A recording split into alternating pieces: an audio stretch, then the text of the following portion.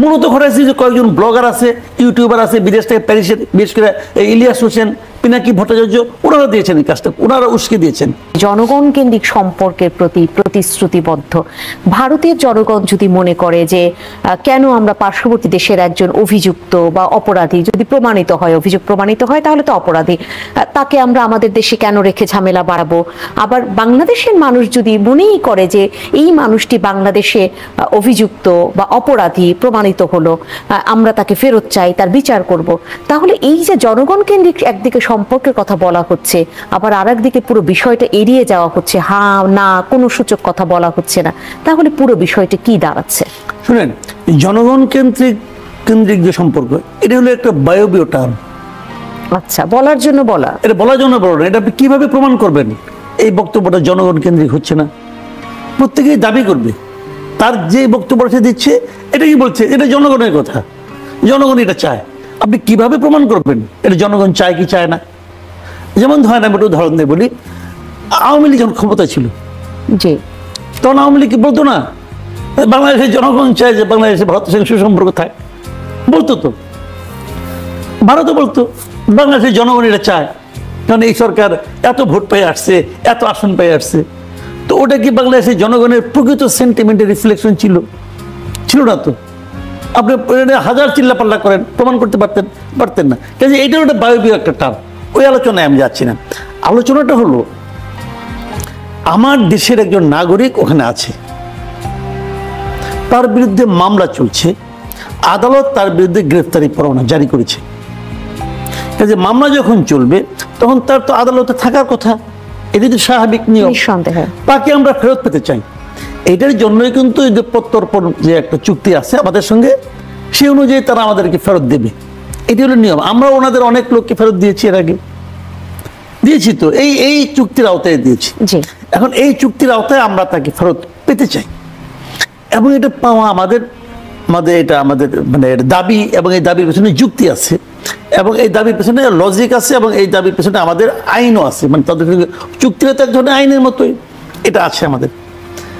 But আমাদের এখানে কিছু কিছু ঘটনা প্রবাহ এই জিনিসটাকে দুর্বল করে দিছে। দুর্বল করে দিছে কিভাবে সেটা বলি আপনাকে।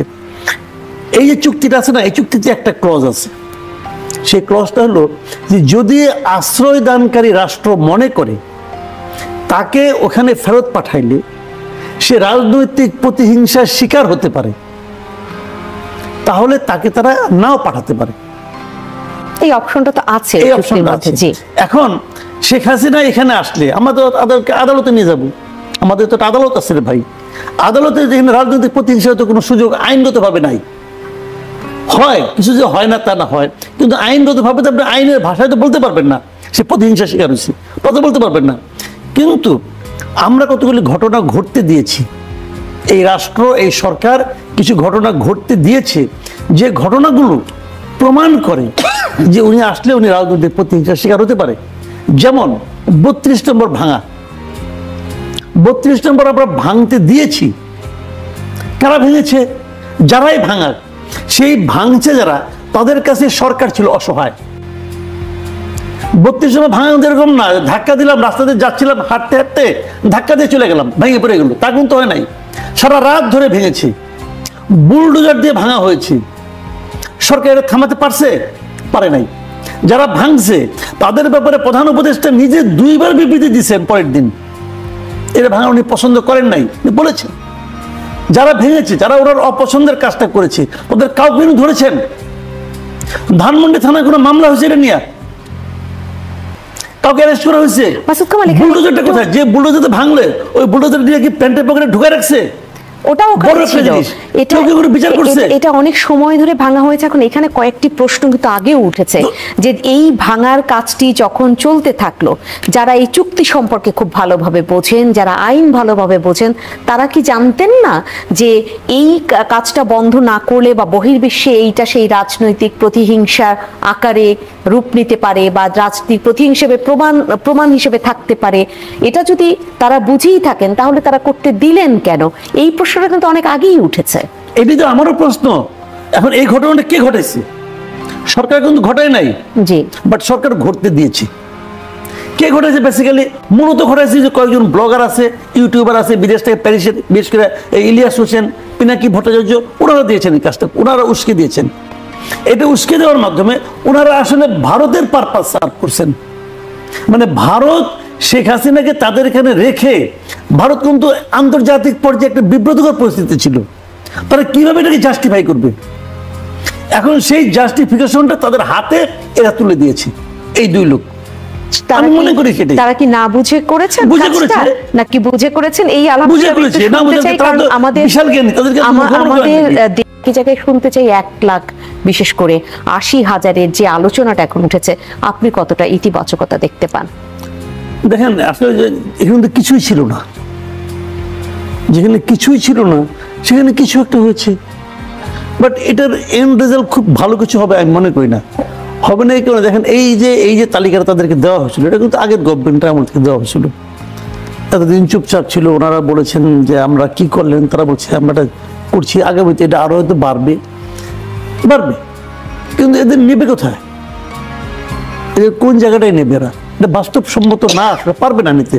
ওরা মিয়ানমার গভর্নমেন্ট যে জায়গায় নেবে ওই জায়গাটা তখন মিয়ানমার গভর্নমেন্টের ইয়ে নাই, কন্ট্রোলেই নাই। ওরা তো রাখাইনরা তখন হয়ে রাখছে, রাখাইনরা কি চায় এদেরকে? ওরাও তো চায় না।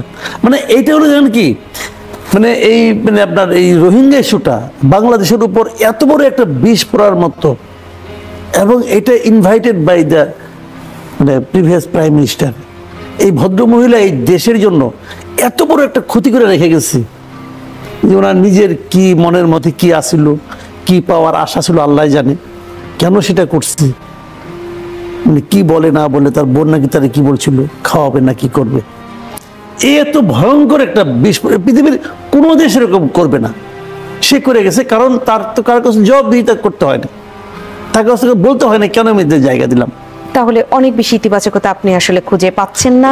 আমি দেখি না খুব একটা। শেষ করতে হবে, এবং শেষে গিয়ে বাংলাদেশের অর্থনীতি, যে অর্থনীতি নিয়ে অনেক বেশি আলোচনা রয়েছে, যে ভঙ্গুর অর্থনীতি, তারপরে সেখান থেকে অনেক বেশি এগোতে শুরু করেছে। এই আলাপচারিতার ভিড়ে বিজনেস সামিট, বিশেষ করে বিনিয়োগের জায়গাটায় মানুষের আগ্রহ জানবার অনেক, কারণ বিনিয়োগ না থাকলে কর্মসংস্থান থাকে না দেশে। সেখানে বিজনেস সামিটের ব্যাপারে আমরা কতটা আশাবাদী হতে পারি, বা ওই দিক থেকে যদি বলি কোন পথে বাংলাদেশ? ধন্যবাদ আপনাকে। আমরা সবকিছু ইতিবাচকভাবে যদি চিন্তা করি তাহলে আমার মনে হয় ভালো। বিজনেস সামিট হলেই যে বাংলাদেশের বিনিয়োগ পরিস্থিতি রাতারাতি চেঞ্জ হয়ে যাবে এরকমটা আশা করাটা বাড়াবাড়ি, কিন্তু একটা ইতিবাচক যাত্রাটা তো শুরু হবে, অন্তত কিছু বিনিয়োগকারী তো আসবে। আজকে আমি আপনার এখানে আসার আগে প্রায় 60 জন বিনিয়োগকারীর সাথে আমিও চট্টগ্রামে গিয়েছিলাম। ওনারা দেখেছেন বাংলাদেশের বিনিয়োগ যে অঞ্চলগুলো তৈরি করা হয়েছে সেখানে বিনিয়োগ করলে কি কি সুযোগ সুবিধা পাবেন। সেখানে আপনার বিশাল জায়গা জুড়ে আপনার বিনিয়োগকারীদের জন্য নানা ক্ষেত্র প্রস্তুত করা হচ্ছে, এবং সেখানে অনেকগুলো ফ্যাক্টরি কিন্তু অলরেডি অপারেট করছে, এবং সেই ফ্যাক্টরিগুলো কিভাবে অপারেট করছে, সেখানে শ্রমিকরা কি ধরনের সুযোগ সুবিধা পাচ্ছেন, এগুলো কিন্তু ওনারা প্রত্যক্ষভাবে দেখেছেন। দেখে এখন ওনারা ওনাদের সিদ্ধান্ত নেবেন। কিন্তু এর আগে যেটা হতো, আগে বিনিয়োগের ক্ষেত্রে আমরা দেখেছি যে এই ধরনের কিছু সভা সেমিনার হতো, এগুলো 5 তারা হোটেলে বসে আলোচনা করে সেখান থেকে আলোচনা শেষ। আপনার কাছে এইটুকুই শোনার সুযোগ আমরা পেলাম আজকের যে সময় স্বল্পতা তার মধ্যে, কারণ আপনি সরাসরি ছিলেন সেই ডেলিগেটদের সাথে, এই জন্যই, এবং সেখান থেকে সামনের দিনে বাংলাদেশ এগোতে পারে এরকম আশা নিয়েই আমরা শেষ করছি আজকের আয়োজন। অসংখ্য ধন্যবাদ জানাচ্ছি মোহাম্মদ আবুল কালাম আজাদ মজুমদার আপনাকে, সাংবাদিক মাসুদ কামাল আপনাকে অসংখ্য ধন্যবাদ।